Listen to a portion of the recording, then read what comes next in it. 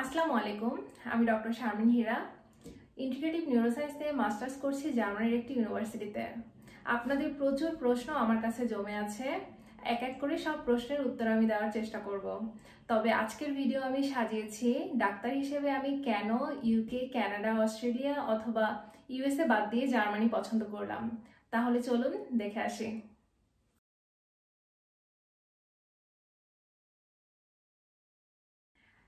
প্রথমে আমি অ্যাডভান্টেজেসগুলো নিয়ে বলবো। অ্যাডভান্টেজেসের মধ্যে প্রথম যেটা সবচেয়ে বেশি আমাদের জন্য দরকার সেটা হচ্ছে নো টিউশন ফিস। জার্মানিতে পড়তে আপনার ম্যাক্সিমাম ইউনিভার্সিটিতে কোনো টিউশন ফির দরকার হয় না। আপনি আপনার রিকোয়ারমেন্ট সব ফুলফিল হয়ে গেলে আপনি যদি সিলেকশন প্রসিডিউর, আপনার অ্যাপটিটিউড টেস্ট, ইন্টারভিউ ফেস করলে আপনার ওরা যদি মনে করে যে আপনি তাদের কোর্সের জন্য সুইটেবল, তখন ওরা আপনাকে অ্যাডমিশন লেটার পাঠিয়ে দিবে। তো সেক্ষেত্রে আমি অন্যান্য দেশগুলা যেখানে ইউকে, ইউএসএ, কানাডা অথবা অস্ট্রেলিয়া আপনি যেখানেই মাস্টার্সের জন্য ট্রাই করেন না কেন, আপনাকে স্কলারশিপটা কখনই আপনি ফুল ফান্ডেড স্কলারশিপ পাবেন না। তো ফুল ফান্ডেড স্কলারশিপ পাবেন না কারণ হলো গিয়ে আমাদের ইন্টার্নশিপ পর্যন্ত এটা যেই আমাদের যে কারিকুলামটা যেভাবে সাজানো, তাতে ফুল ফান্ডেড স্কলারশিপ পাওয়ার রিকোয়ারমেন্টসগুলো ফুলফিল হয় না। এর জন্য আপনাকে দেশে অন্তত কিছু কোর্স, কয়েকটা ডিগ্রি এটা কমপ্লিট করতে হবে। এটা আমার কাছে সময় সাপেক্ষ মনে হয়েছে, কারণ হলো গিয়ে আমার শুরু থেকেই টার্গেট ছিল ইন্টার্নশিপের মধ্যে আমার ক্যারিয়ার সিকিউর করে ফেলা। তো তার জন্য জার্মানি অবশ্যই আমার জন্য একটা বেস্ট অপরচুনিটি আমি বলবো। তাছাড়া অন্যভাবে যদি আমি মুভ করার প্ল্যান করতাম, যেরকম লাইসেন্স ক্লিয়ার করে, সেক্ষেত্রে মেইন সমস্যা হচ্ছে আমি মিডল ক্লাস স্টুডেন্ট নিজেকে মনে করি। তো সেক্ষেত্রে আমি ইন্টার্নশিপ চলাকালীনই আমি লাইসেন্সগুলো ক্লিয়ার করতে পারবো, এই কনফিডেন্সটা আমার সত্যি কথা বলতে ছিল না। আর আমি রিস্কটা নিতে চাইনি। তার জন্য আমার কাছে মনে হয়েছে আমি যদি আগেই কোনো মাস্টার্স করে তারপরে হলো গিয়ে মুভ করি, তো সেক্ষেত্রে পরবর্তীতে আমার লাইসেন্স ক্লিয়ার করার জন্য সেটা সময় থাকবে, প্লাস আমার একটা সিকিউর ডিগ্রি যেটাকে বলা চলে সেটাও হয়ে যাচ্ছে। তো সব দিক মিলিয়ে এখান থেকে জার্মানি বেস্ট মনে হয়েছে। যাদের প্ল্যান আছে ইন্টার্নশিপের চলাকালীনই তারা কোনো ডিগ্রি সিকিউর করতে চায় সেক্ষেত্রে। তাছাড়া জার্মানিতে নিউরোসায়েন্স নিয়ে পড়তে আসার ডিসিশনটা আমার জন্য অনেক সহজ ছিল, কারণ আমি মেডিকেলের ফার্স্ট ইয়ার থেকেই আমার অ্যানাটমি প্রচুর পছন্দ এবং ব্রেন রিলেটেড সব কিছু আমার খুবই পছন্দ ছিল। তাছাড়া হিউম্যান সাইকোলজি আমি সবসময় বুঝতে চেষ্টা করেছি। আর প্র্যাকটিক্যালি যদি চিন্তা করি, ইউরোপের অন্যতম কমন ডিজিজগুলোর মধ্যে নিউরোলজিক্যাল ডিজিজগুলো অন্যতম। তো ওরা প্রচুর এই ডিজিজের পিছনে ইনভেস্ট করে, আর মোস্ট অফ দ্য নিউরোলজিক্যাল ডিজিজের এটিওলজি আমাদের কাছে অজানা। তো এখানে আপনার ক্যারিয়ার করার প্রচুর অপরচুনিটিস থেকেই যায়, তাই নিউরোসায়েন্সে পড়তে আসার সিদ্ধান্ত আমার জন্য খুব সহজ ছিল না। Number 2, 18 months work searching visa. আপনি যদি অন্যান্য দেশের খোঁজ খবর নিয়ে থাকেন তাহলে আপনি বুঝতে পারবেন যে জার্মানিতে 18 মাসের জব খোঁজার জন্য ভিসাটা অনেক ভাইটাল একটা অ্যাডভান্টেজ আমি বলবো। কারণ এই সময়টাতে আপনি আপনার জব খোঁজার পাশাপাশি আপনি আপনার পরবর্তী স্টেপ কি হবে এর একটা লম্বা প্ল্যান আপনি করে ফেলতে পারছেন সময় নিয়ে। আমার পার্সোনালি যেটা প্ল্যান থাকবে সেটা হচ্ছে আমি আমার এই মাস্টার্স শেষ হওয়ার পরে আমি আরেকটা মাস্টার্সে ঢুকে যাব, পাশাপাশি আমি আমার রিসার্চ ফিল্ডের জবগুলো নিয়েও চেষ্টা করতে থাকবো। আর আমি এখন আপনাদের মনে হতে পারে আমি কেন আরেকটা মাস্টার্স করব, আমি পিএইচডি কেন করব না। পিএইচডিতে যদি যেতে চাই সেক্ষেত্রে সেখানে আমার যে ডেডিকেশন এবং হার্ডওয়ার্কের প্রয়োজন হবে সেটার পাশাপাশি আমি আমার লাইসেন্সের জন্য প্রিপারেশনটা নিতে পারবো না। আর আমি অবশ্যই চেষ্টা করব ওই 18 মাসের মধ্যে আমি আমার জার্মান মেডিকেল লাইসেন্সটা কমপ্লিট করে ফেলার জন্য। তো তারপরে যদি আমি পিএইচডিতে মুভ করি সেটা আমার জন্য অনেক গুছানো একটা প্ল্যান থাকবে আমার কাছে যেটা মনে হয়েছে। তাই আমি বলবো যে আপনার ক্যারিয়ার গুছিয়ে নেওয়ার জন্য 18 মাসের ওয়ার্ক সার্চিং ভিসাটা বিশাল অ্যাডভান্টেজ থাকবে। Number 3, doctors gate paid highest in Germany. জার্মানিতে টপ 2, ফার্স্ট এবং সেকেন্ড দুইটা হাইয়েস্ট পেইং জব দুইটাই ডক্টরদের দখলে। তাছাড়া একাডেমিয়াও আছে আপনার টপ 5 এর মধ্যে। তো এটা অবশ্যই আমার জন্য অনেক ভালো একটা রিজন ছিল জার্মানিতে মুভ করার। Number 4, free transport tickets for student. ভাবেন আপনি প্রতিদিন যাত্রাবাড়ি থেকে শ্যামলীর প্রতিদিন ট্রাভেল করতেছেন, আপনার কোনো জ্যাম নেই, সাথে আপনার কোনো ভাড়াও লাগছে না।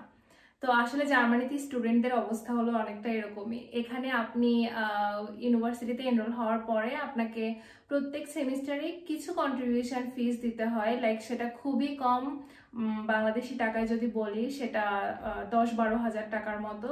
তো সেটার মধ্যে ইনক্লুডিং থাকবে অনেক রকমের সুবিধা, যার মধ্যে ফ্রি ট্রান্সপোর্ট টিকিট হলো গিয়ে একটা। আপনি আপনার যেই শহরে ইউনিভার্সিটি থাকবে সেই শহরে আপনি যেখানেই যান না কেন, আপনার বাস ট্রাম কোথাও আপনার কোনো ভাড়া লাগবে না।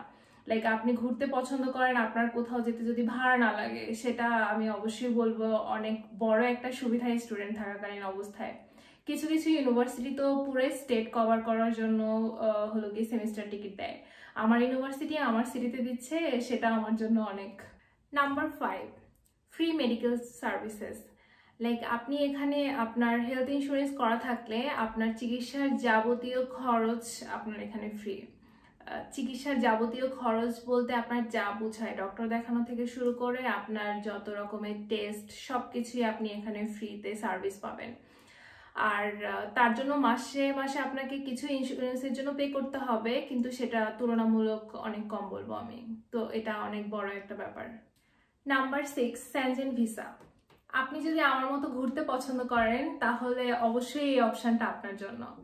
আর তাছাড়া আমি যেটা বলবো, আমাদের লাইফের আসলে ক্যারিয়ার, ডিগ্রিস এটাই তো সবকিছু না, মেন্টাল হেলথ বিশাল একটা ব্যাপার। সো আপনি যদি কোয়ালিটি অফ লাইফ স্কেল নিয়ে ধারণা রাখেন তাহলে আপনি দেখবেন ওয়ার্ল্ডের টপ 10 কান্ট্রিজ যাদের কোয়ালিটি অফ লাইফ হাইয়েস্ট, তার মধ্যে 8টি দেশই ইউরোপের, বাকি 2টা দেশ অস্ট্রেলিয়া এবং নিউজিল্যান্ড। তো সেক্ষেত্রে এখানে আপনার কোয়ালিটি অফ লাইফ ইন্ডেক্সই বলে দিচ্ছে যে আপনি কেন ইউরোপ, জার্মানিতে আপনি কেন আসবেন। আর তাছাড়া আপনি 26টা দেশের জন্য একসাথে ভিসা পাচ্ছেন। বাংলাদেশের মতো জায়গা থেকে এসে যাদের ভিসা নিয়ে এত হ্যাসেল পেতে হয়, সেখানে আপনি অ্যাক্সেস থাকছে এতগুলা দেশে ঘুরতে যাওয়ার জন্য। তো আপনার আসলে মেন্টাল হেলথ নিয়ে আপনার পরবর্তীতে কোনো চিন্তা থাকার কথা বলে আমি মনে করি না, আমার তো নেই। এটা আমার জন্য বিশাল একটা অ্যাডভান্টেজ বলবো। অ্যাডভান্টেজেস তো অনেক শুনলাম, এখন কয়েকটা ডিসঅ্যাডভান্টেজ জেনে আসি। তো সবার আগে যেটা বলতে হয় সেটা হচ্ছে জার্মান ল্যাঙ্গুয়েজ। এখানে ল্যাঙ্গুয়েজ ব্যারিয়ারটা অনেক বেশি অন্যান্য দেশের তুলনায়, ইংলিশ স্পিকিং কান্ট্রিগুলোর তুলনায় তো অবশ্যই। তো এরা আসলে ইংলিশ বুঝে জানে, কিন্তু তারপরেও তারা জার্মানি কথা বলে। তো আমি আসলে বলবো আপনি দেশে থাকতেও যদি আপনি কেউ পটুয়াখালীর কেউ হয়ে চিটাং অথবা সিলেটে গিয়ে ডাক্তারি করতে চান, আপনাকে কিন্তু সেখানে বিশাল একটা ল্যাঙ্গুয়েজ ব্যারিয়ার সেখানেও ফেস করতে হয়। তো আসলে ভাষাটা জানতেই হয়। তো ভাষা জানা সময়ের ব্যাপার, কিন্তু অসম্ভব কিছু না। তো আমার মনে হয়েছে এটা একটা ব্যারিয়ার, এটা একটা বিশাল ডিসঅ্যাডভান্টেজেস এখানে, বাট সময়ের সাথে সাথে সেটাও অ্যাডভান্টেজেস হয়ে যাবে ইনশাল্লাহ। সেকেন্ড ডিসঅ্যাডভান্টেজেস যেটা হচ্ছে সেটা হচ্ছে আপনাকে ব্লক মানি পাঠাতে হয়। আপনি সেটা দেশে থাকা অবস্থায় আপনার জার্মানিতে অ্যাকাউন্ট খুলে আপনার সেখানে 12 মাসের যা আপনার থাকা খাওয়ার খরচ সেটা আপনাকে পাঠিয়ে দিতে হয়। এটা আপনার জার্মানির ভিসা পেতে গেলে একটা ম্যান্ডেটরি ক্রাইটেরিয়া। জার্মান সরকার এনশিওর হতে চায় যে তাদের দেশে যে স্টুডেন্টগুলো আসছে তারা 12 মাসের তাদের যে থাকা খাওয়ার খরচ তারা সেটা নিয়ে আসছে, তাদের কোনো অসুবিধা এখানে হবে না। তো অনেক সময় দেখা যায় এটা অনেকের ক্ষেত্রে একটা ডিসঅ্যাডভান্টেজের কারণ হয়, কিন্তু এই টাকাটা আপনারই থাকবে। এটা এখানে কোনো হিডেন চার্জ কিছুই নেই, এটা পুরোটাই আপনার টাকা। নাম্বার 3, জার্মানিতে টিউশন ফি নেই, কিন্তু কিছু ইউনিভার্সিটিতে টিউশন ফি লাগে। কিন্তু সেই সব ইউনিভার্সিটিতে ভালো রকমের টিউশন ফি দিয়ে চান্স পেতে হয়। ভালো রকম টিউশন ফি দিয়ে আপনি টিউশন ফি পাঠানোর পরে, তাদের অ্যাডমিশন ফিটা পাঠানোর পরে ওরা আসলে আপনাকে অফার লেটার পাঠায়, বিষয়টা এরকমের। তো সেখানে আপনার ভালো রকমের খরচ হয়।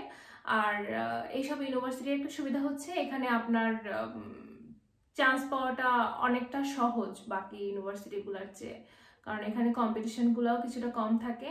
বাট কিছু ইউনিভার্সিটি আছে যেসব ইউনিভার্সিটিতে টিউশন ফিস আছে, কিন্তু আপনি ইরাসমাস মুন্ডাস স্কলারশিপ এই সব ইউনিভার্সিটি কভার করে। তো সেক্ষেত্রে অ্যাডভান্টেজ ডিসঅ্যাডভান্টেজ দুটাই আছে এখানে। সো লাস্ট ডিসঅ্যাডভান্টেজ, এখানে রেডিও বিল দিতে হয়। আপনি রেডিও শুনেন না শুনেন তাদের কিচ্ছু আসে যায় না। আপনাকে প্রত্যেক মাসে আপনার প্রায় 18 ইউরো করে আপনাকে রেডিও বিল তাদেরকে দিতে হবে, যেটা আমি খুবই বদার্ড হই। এখানে আমি রেডিও শুনি না, কিন্তু না শুনেও আমাকে রেডিও বিল দিতে হচ্ছে, তাও এরকম একটা অ্যামাউন্টের প্রত্যেক মাসে আমাকে দিতে হচ্ছে। সো এটা অবশ্যই অবশ্যই আমার জন্য খুবই অ্যানোয়িং অ্যান্ড এটা অবভিয়াসলি ডিসঅ্যাডভান্টেজেস। সো এই ছিল আমার টুকিটাকি জার্মানিতে পড়তে আসার কারণগুলো। আমি সর্বশেষে একটা কথা বলে আজকে বিদায় নিতে চাই। সেটা হচ্ছে, অনেকেই আমাকে জিজ্ঞেস করেন যে আমি কোনো এজেন্সির হেল্প নিয়েছিলাম কিনা। আমি তো অবশ্যই নেইনি, কিন্তু আপনাদেরকে আমি একটা কথা বলতে চাই, আপনাদের শুনতে খারাপ লাগতে পারে, বিশেষ করে আমাকে যারা জিজ্ঞেস করেছেন। আপনি যখন আসলে উচ্চশিক্ষার জন্য কোথাও পড়তে যাবেন, অ্যাপ্লাই করার কাজটুকু হচ্ছে গিয়ে আপনার সবচেয়ে সহজ কাজ। এই কাজটাই যদি আপনি নিজের থেকে না করার সাহস করেন, অথবা আপনার যদি এই কনফিডেন্সটা না থাকে, আপনার কিন্তু পুরোটা সার্ভাইভাল কিন্তু পড়ে আছে। সো অবশ্যই এই জিনিসটা কনসিডার করবেন যে আমি অ্যাপ্লাইটাই করতে পারছি না নিজে নিজে নিজে, তো সেক্ষেত্রে আপনার পরবর্তীতে সার্ভাইভালটা আরো বেশি কঠিন হয়ে যাবে। আর এখন কিন্তু সবকিছু সব জায়গায় অ্যাভেলেবেল। আপনি যে কোনো জায়গায় আপনি তথ্য পাচ্ছেন, আপনি ইনফরমেশন কালেক্ট করতে পারছেন, লাইক আপনি ইন্টারনেট সার্ফিং করতে পারছেন, ইউটিউবে আপনি ইনফরমেশন পাচ্ছেন, সব জায়গায় আপনার ইনফরমেশনের অ্যাক্সেস আছে। তো আর তাছাড়া আপনি খোঁজ খবর রাখতে পারছেন, আপনি পার্সন টু পার্সন ইনফরমেশন নিতে পারছেন। আপনার কারো হেল্পের আলাদা করে দরকার আছে বলে আপনি মনে না করাই আপনার জন্য ভালো, তাতে আপনার কনফিডেন্স অনেক ভালো থাকবে, আর একা একা করতে পারার একটা অন্যরকম আনন্দ আছে।